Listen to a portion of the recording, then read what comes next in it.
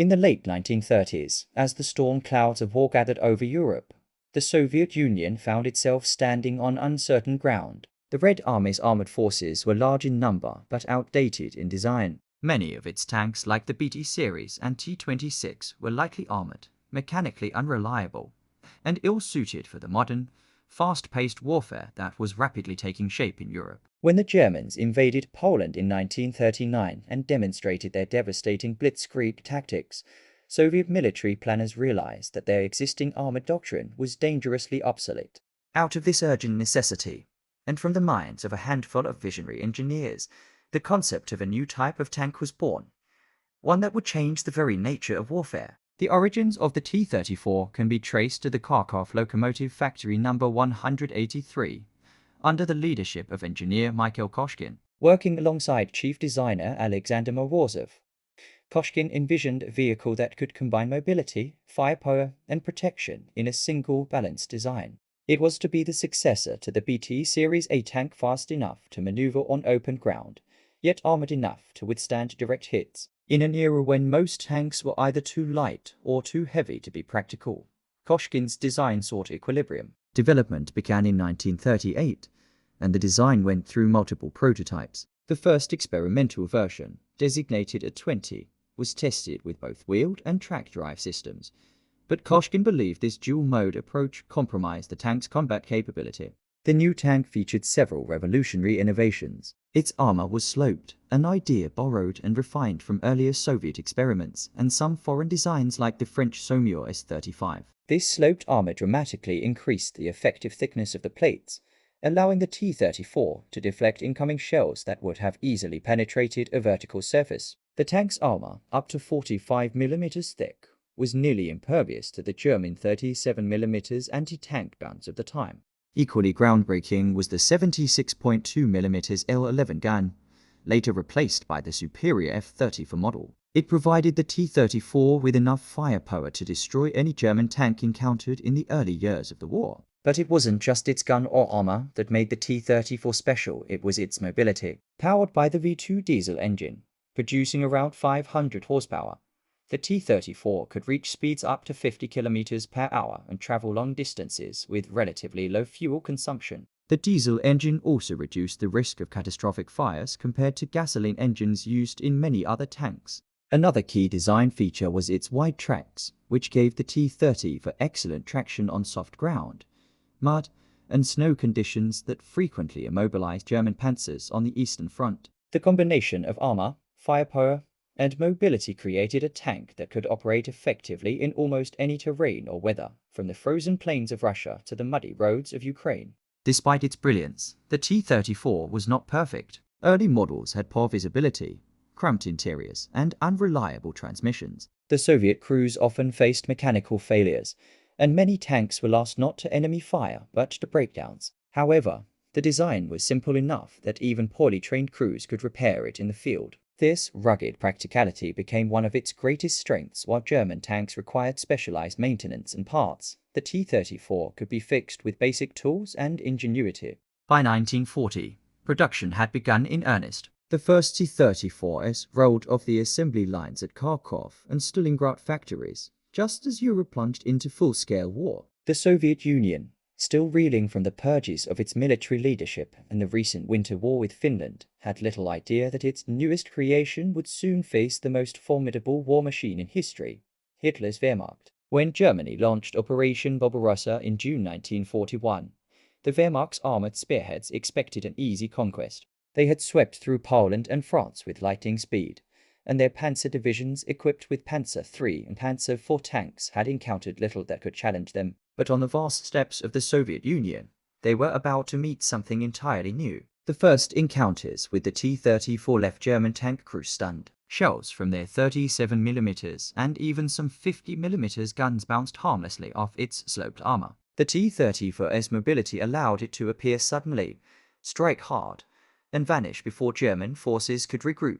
General Heinz Guderian, the architect of Blitzkrieg, would later write, "Our panzer weapons encountered a new Soviet tank that was immune to our guns. It was faster, better armored, and better armed than any tank we had seen before.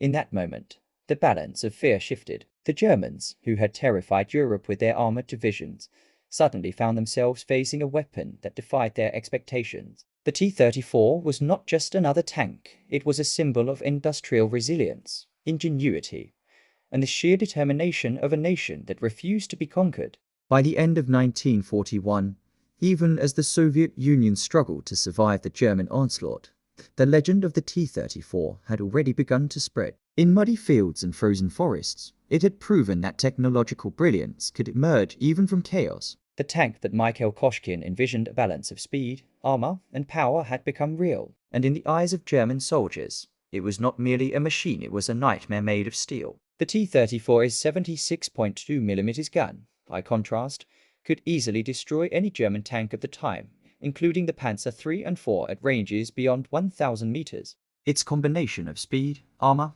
and firepower broke every rule of tank warfare the Germans had grown used to. The Wehrmacht's blitzkrieg doctrine relied on fast, lightly armored tanks supported by close air power and mechanized infantry. But now, for the first time, they faced an enemy machine that could fight on equal or even superior terms in open battle. What made the T-34 especially terrifying was its ability to move through terrain that the Germans considered impassable.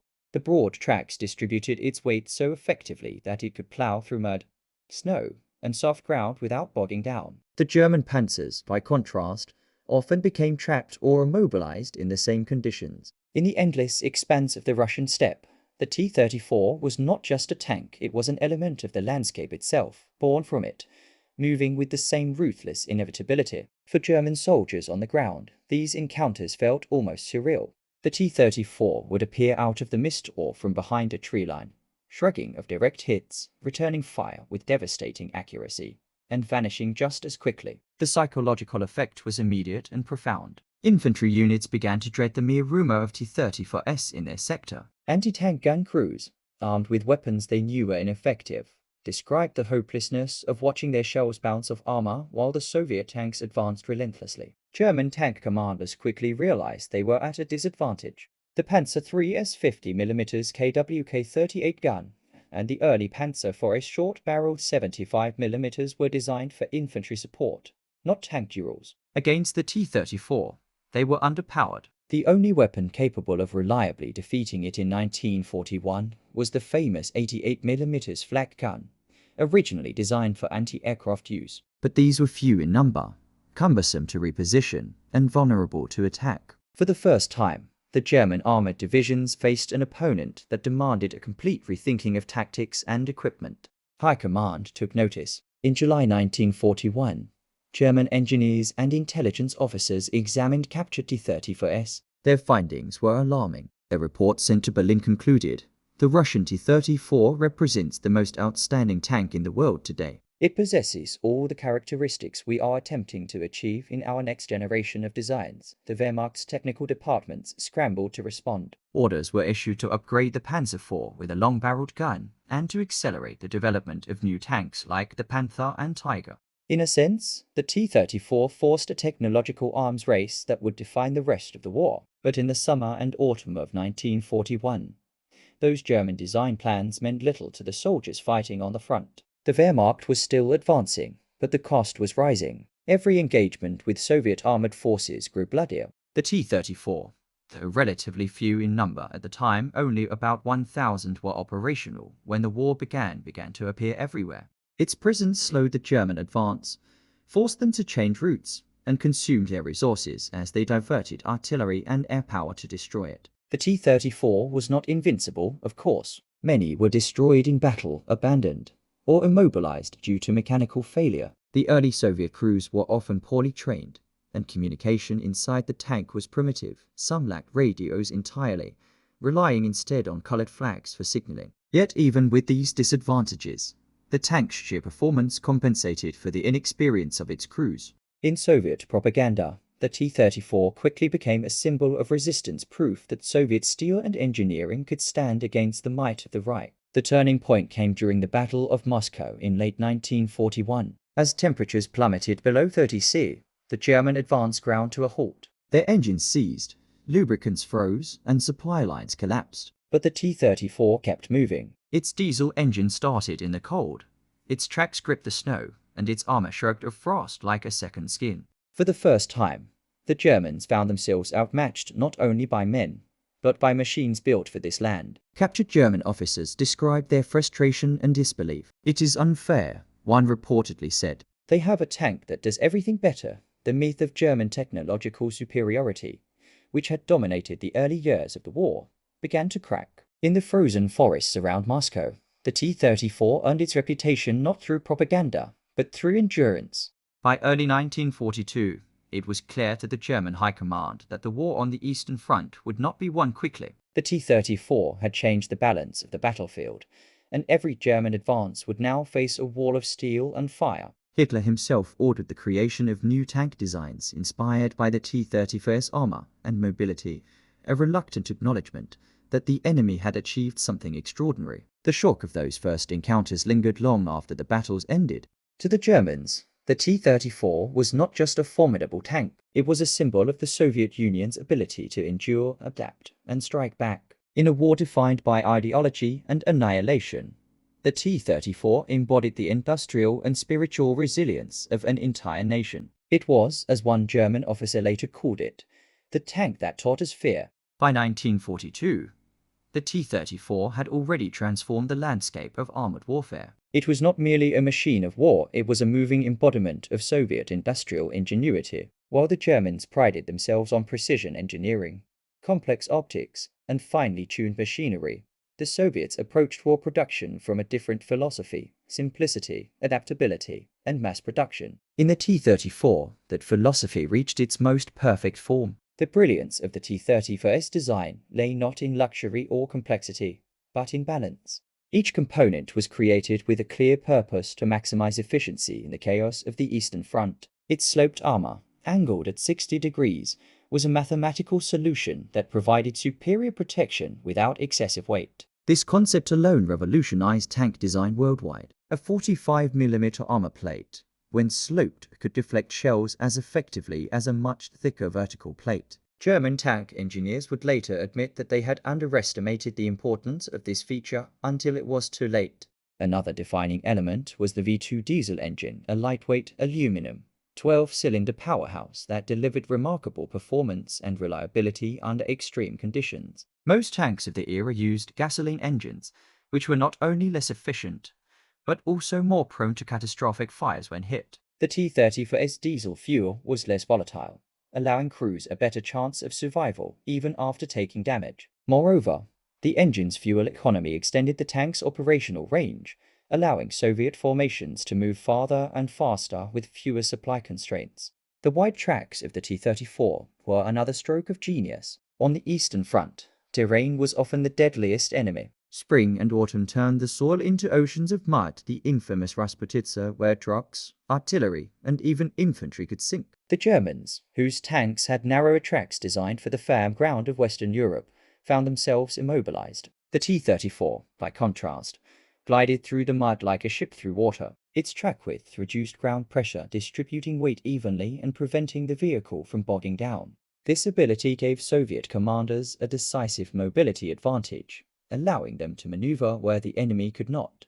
Inside the tank, however, conditions were far from comfortable. Early T-34 models were crude, noisy, and cramped. The suspension system, the Christie suspension, inherited from earlier BT models, gave the tank excellent speed and shock absorption, but also produced a rough, bumpy ride that left crews exhausted after long engagements. The optics and communication systems were rudimentary. Many T-34s lacked radios entirely, forcing platoon leaders to use signal flags to coordinate in combat. In comparison, German tanks featured superior sights, rangefinders, and crew coordination. Yet the T-34's simplicity meant it could be produced, repaired, and operated under conditions that would cripple more sophisticated machines. The true genius of the T-34, however, was not just in its design, it was in its production philosophy. As the war dragged on, Soviet factories were bombed, relocated, and rebuilt east of the Ural Mountains. Entire industrial complexes were dismantled piece by piece and reassembled in the wilderness, often under freezing temperatures and constant shortages. Workers, many of them women and teenagers, toiled around the clock, sleeping beside assembly lines. Despite these unimaginable hardships, production never stopped. In fact, it increased. By 1943, the Soviets were producing more T-34s in a single month than Germany could build tanks of all types combined. The Kharkov, Stalingrad, and Nizhny Tagil factories became engines of war that operated with ruthless efficiency. The design itself was optimized for rapid assembly, fewer parts, interchangeable components, and reduced machining times. Even when materials were scarce, Soviet engineers found substitutes. The result was a tank that could be built faster than it could be destroyed. Meanwhile, German engineers, in their pursuit of perfection, began producing over-engineered machines like the Tiger and Panther. These tanks were formidable on paper with thick armor, powerful guns, and advanced optics, but they were expensive, heavy, and slow to produce. But the Soviets did not rest on their success. As the war evolved, so did the T-34. In 1943, the upgraded T-34-85 entered production. This version addressed many of the original's weaknesses: a larger turret, improved optics, and the powerful 85mm ZIS-53 gun, capable of penetrating the thick armor of the German Panthers and Tigers. It also accommodated a 5-man crew, giving the tank commander the ability to focus on battlefield awareness rather than multitasking as both gunner and leader. The T-34-85 restored parity and, in many situations, superiority to the Soviet armored forces. This evolution reflected the Soviet Union's ability to learn and adapt under fire. Unlike the Germans, who constantly shifted production to new, complex designs, the Soviets refined a single, reliable platform. This allowed them to maintain enormous output while still improving combat effectiveness. By 1944, the T-34 had become the backbone of the Red Army's armored spearheads. It was no longer merely a defensive weapon. It was the instrument of a massive counter-offensive that would push the Wehrmacht all the way back to Berlin. On the battlefield, the T-34's combination of mobility and firepower reshaped Soviet tactics. Tankers operated as fast-moving, semi-independent units, capable of exploiting breakthroughs and encircling enemy positions. German commanders found themselves overwhelmed by waves of Soviet armor that seemed endless. Even when T-34s were destroyed in large numbers, replacements appeared almost immediately. The Germans began to realize that they were not just fighting tanks, they were fighting an industrial system designed to outlast them. One of the most striking examples of this came during the Battle of Kursk in July 1943, the largest tank battle in history. Facing more than 2,000 German tanks, including the new Panthers and Tigers, the Soviet forces deployed thousands of T-34s in a defense-in-depth strategy.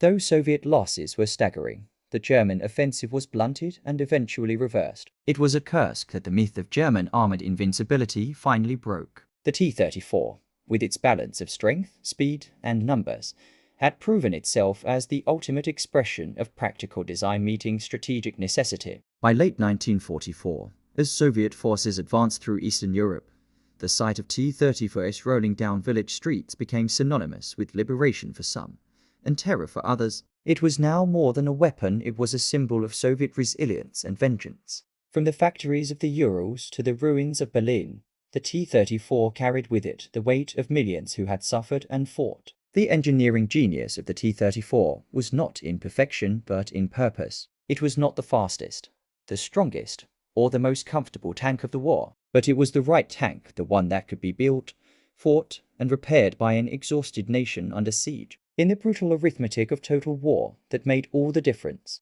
As the war dragged on and the Eastern Front consumed millions of lives, the psychological impact of the T-34 on German soldiers became as potent as its mechanical superiority. For many Wehrmacht troops, the sight of a T-34 cresting a hill or emerging through smoke and snow was not merely a tactical problem, it was a manifestation of Soviet resilience itself. Reports from the front described entire German platoons retreating or hesitating at the first sign of T-34 formations, not because of numerical inferiority, but because of the sheer shock and disbelief that followed the tank's unstoppable advance. It was unlike anything the Germans had faced before. Their own propaganda, which had glorified the invincibility of the Panzer divisions, now had to contend with the undeniable fact that the Red Army possessed a weapon that could withstand and outfight their best armor in many situations. The Wehrmacht's field reports revealed this growing anxiety. Commanders complained that anti-tank guns were ineffective, except at dangerously close range.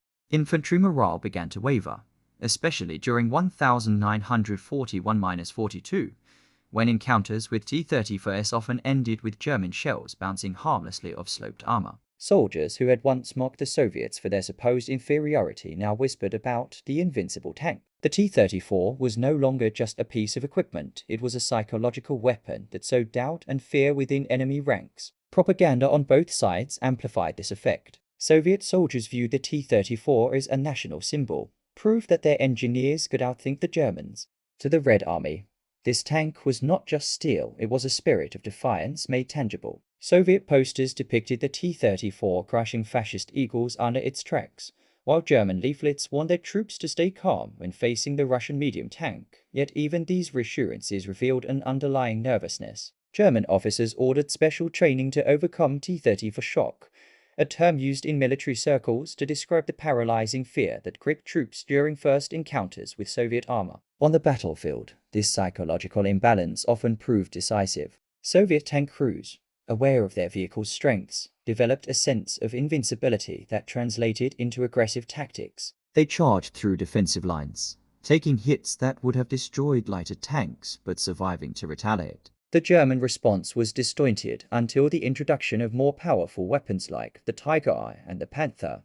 German forces had to rely on ambushes, flanking, or sheer luck. Even then, the shadow of the T-34 loomed large. When the Panther entered service in 1943, its design was directly influenced by the T-34's sloped armor and mobility, a silent admission of respect from the very engineers who once dismissed Soviet technology. But beyond tactics and machinery, the T-34 had achieved something no German tank had managed. It had become a legend in the minds of both friend and foe. The sound of its engine was enough to cause panic among Axis infantry. The way it emerged from forest or snowdrifts seemed almost supernatural, as if the tank itself were an extension of the Russian landscape, endless, relentless, and merciless.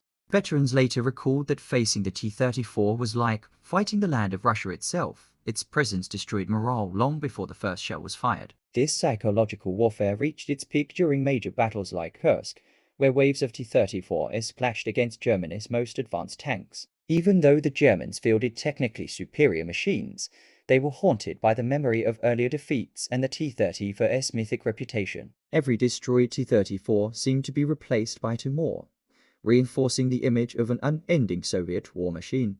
The fear it instilled was not merely tactical, it was existential. For many Germans, the T-34 came to represent the futility of fighting a war of attrition against a vast, determined enemy that refused to break. By 1944, the psychological tide had fully turned. The same German soldiers who once laughed at Soviet equipment now dreaded every rumor of a T-34 unit nearby. Field commanders often overestimated Soviet tank numbers simply because the fear had magnified reality. When a few T-34s appeared on the horizon, it was not uncommon for entire battalions to assume they were facing dozens. The myth had become as powerful as the machine itself. The Germans learned a bitter truth. A weapon's power is not measured only in steel and firepower, but in the terror it plants in the hearts of its enemies. The T-34 had achieved dominance not just on the battlefield, but in the minds of those who opposed it. It was not merely a Soviet tank, it was a psychological empire made of steel. When the guns of war finally fell silent in 1945, the shadow of the T-34 stretched far beyond the ruins of Berlin. What had begun as an emergency response to Nazi aggression had evolved into one of the most iconic and influential tanks in human history. The T-34 was more than just a weapon, it was a technological and ideological symbol of Soviet resilience, a machine that reshaped modern warfare and redefined the global balance of military power. As Germany lay in defeat, it was clear that the T-34 had not only conquered the battlefield, but also the imagination of the world. In the aftermath of World War II, engineers and strategists from every major power studied the T-34 in awe. The Western allies, who had seen it in action on the Eastern Front, recognized that its design philosophy, simplicity, durability, and battlefield practicality had set a new standard for armored warfare. American, British, and French military experts dismantled captured models to learn how the Soviets had achieved such balance between armor, firepower, and mobility. Meanwhile, in the Soviet Union, the T-34 was celebrated as a triumph of the people, a product of collective engineering genius and national sacrifice. It became the foundation for post-war tank development, influencing generations of armored vehicles from the T-34 to the legendary T-54 and T-55 series. But the legacy of the T-34 was not confined to laboratories or military blueprints. It spread across continents. Over 40 countries adopted or built versions of the tank, making it one of the most widely used armored vehicles in history. From Eastern Europe to Asia, Africa, and even Latin America, the T-34 became a symbol of revolution and resistance. In Korea, Chinese and North Korean forces used it against the West. In Vietnam, it rolled through jungles. In the Middle East, it fought in the Six-Day War and the Yom Kippur War.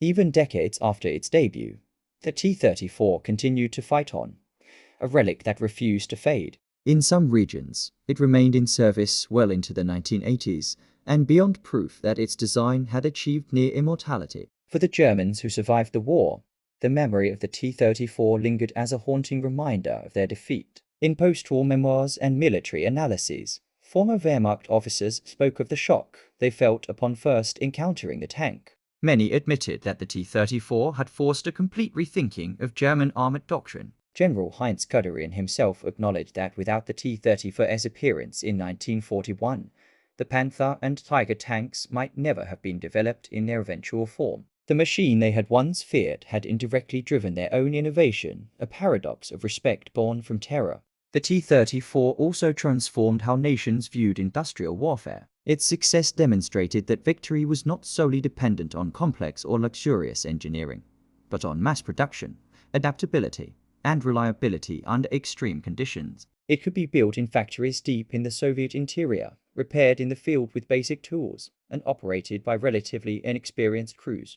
Its diesel engine reduced the risk of fire. Its wide tracks conquered mud and snow. Its sloped armor made it deadly resistant to most conventional weapons. It was, in every sense, the people's tank designed not for prestige, but for survival. Even after the war, the T-34 became an inseparable part of Soviet identity.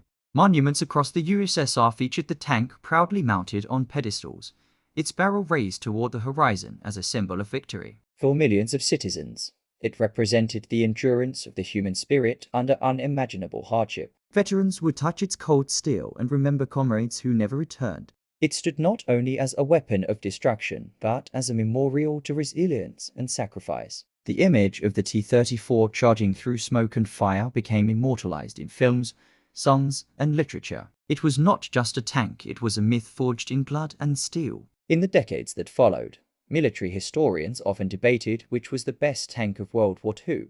Some praised the German Tiger for its precision engineering, others the American Sherman for its logistical efficiency. Yet few denied that the T-34 was the most influential. It combined what others could not: speed, armor, firepower, and simplicity into one revolutionary package. It was the tank that forced every other nation to evolve or be left behind. Its influence can still be traced in modern designs, from Soviet-era tanks to Western models that borrowed its fundamental principles. By the late 20th century, as technology advanced and new generations of tanks replaced the old, the T-34 gradually disappeared from active service. Yet even in museums, its presence commands respect. Visitors who stand before it see more than metal, they see a story. The story of desperate men and women who built and fought with whatever they had. The story of a nation that refused to surrender. And the story of a machine that terrified its enemies not just because of its power, but because of what it represented: the will to survive at any cost.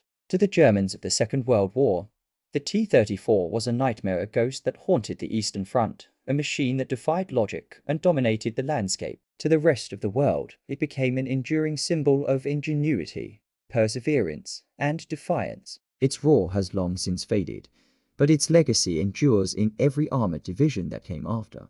The T-34 was not merely the most feared tank of its time, it was the tank that changed history itself.